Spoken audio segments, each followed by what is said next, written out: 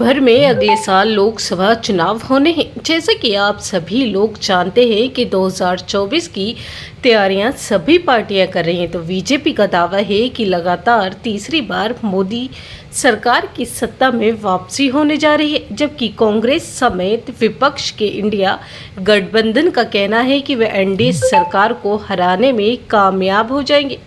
लोकसभा चुनाव के हिसाब से उत्तर प्रदेश सबसे प्रमुख है, जहां पर सबसे ज़्यादा 80 सीट है।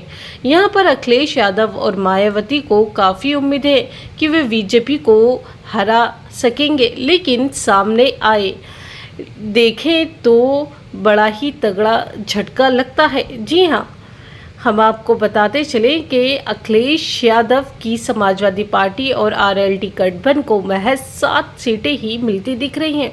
इसके अलावा कांग्रेस को 1 जबकि मायावती की बसपा को 1 भी सीट नहीं मिलने का अनुमान है। सर्वे की माने तो यूपी में एक बार फिर से बीजेपी शानदार प्रदर्शन कर सकती है। यहां एनडीए को 72 सीटें मिलने का अनुमान जताया गया है। यूपी में एनडीए गठबंधन को 49.4%, इंडिया अलायंस को 37% और बसपा को 7% और अन्य को 5% वोट मिल सकते हैं।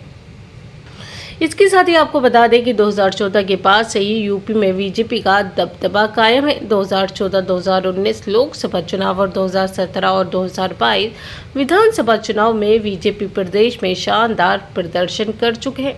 पिछले लोकसभा चुनाव की बात करें तो बीजेपी को 80 में से 65 सीटों पर जीत मिली थी, जबकि एनडीए के सहयोगी अपना दल ने 2 सीटें ही जीती थी। बसपा, सपा और आरएलडी ने साथ मिलकर चुनाव लड़ा था, लेकिन इसके बावजूद सिर्फ 15 ही सीटें मिल सकी। तो अब देखना होगा इलेक्शन के आने पर ही सही सर्वे क्या है और क्या नतीजे निकल कर आ रहे हैं। तो बसपा ने 10 और सपा ने 5 सीटें जीती थी, लेकिन इस बार यूपी में अखिलेश और मायावती एक साथ मिलकर चुनाव नहीं लड़ रहे हैं।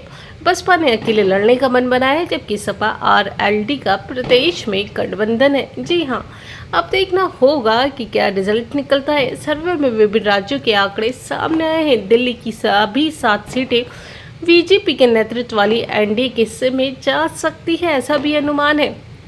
इसके अलावा राजस्थान की भी 25 सीटें बीजेपी अपने नाम कर सकती है, ये भी देखा जा रहा है। और मध्य प्रदेश की बात करें तो यहाँ एनडीए को 23, इंडिया को 6 सीटें मिल सकती है। पंजाब में एनडीए को महज 1 सीट मिलने का अनुमान है, जबकि इंडिया अलायंस को 12 सीटें मिल सकती है।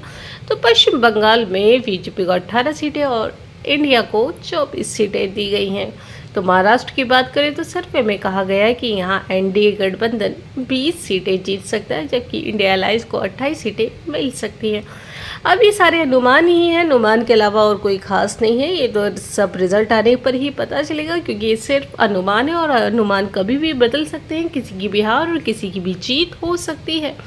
तो ये कहना वाजिब नहीं होगा कि यही जीतेगा या यही हारेगा। ये सिर्फ अनुमान के हिसाब से ये वीडियो बनाई गई है, बाकी कुछ नहीं है। बाकी रिजल्ट आने पर ही सब सच पता चलेगा। तो आपको वीडियो कैसी लगी कमेंट बॉक्स में हमें ज़रूर बताइएगा। साथ ही साथ अपनी राय देना ना भूलिएगा, क्योंकि आपकी राय हमारे लिए बहुत ज़्यादा इम्पोर्टेंट है, ज़रूरी है। और आपकी राय के साथ ही हमें ये खुशी होती है कि आप हमारी वीडियो देख रहे हैं, पसंद कर रहे हैं।